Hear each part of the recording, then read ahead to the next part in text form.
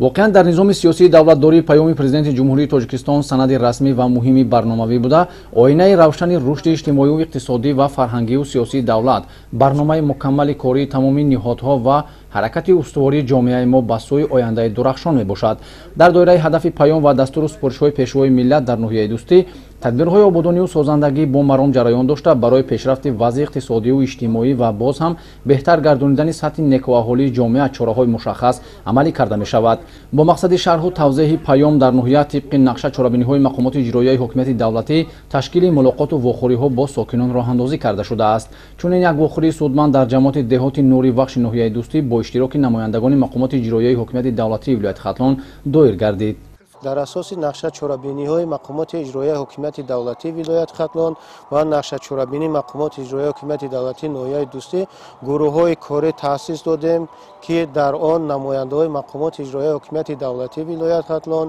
шӯъбаву бахшҳои мақомоти иҷроияи ҳокимияти давлатии ноҳияи дӯстӣ ва дигар фаъолони ноҳия паёми пешвои муаззами миллат, ки ба Маҷлиси Олии Ҷумҳурии Тоҷикистон ироа гардиданд, инчунин пешгирии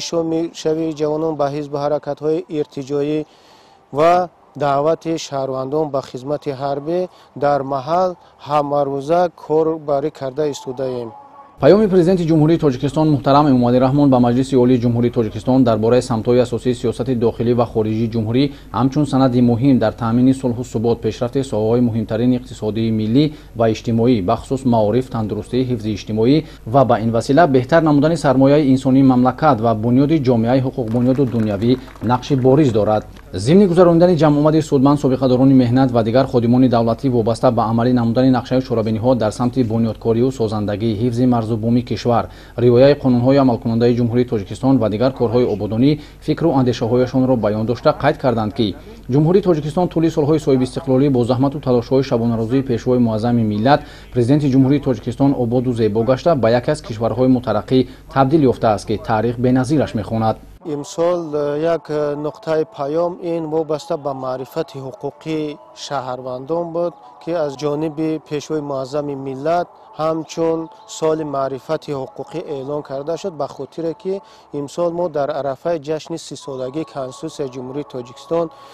яъне аввалин конститутсие ки дар давраи истиқлолияти давлатӣ қабул карда шудааст, инро ҷашн мегирем. Дар баробари ин ба мардум мазмуну муҳтавои дигар қонунҳо,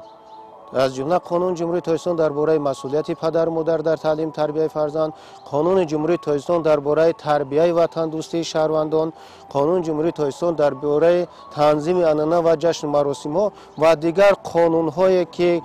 имрӯз аз тарафи пешвои муаззами миллат ба имзо мерасанд ва мо инҳоро дар ҳаёти ҳамарӯзаи худ истифода мебарем. ин як нуқтаи муҳим буд, ки мо ба мардум чӣ қадар ҳами қонунҳоро бифаҳмем, ҳеҷ гоҳ фарзандои мо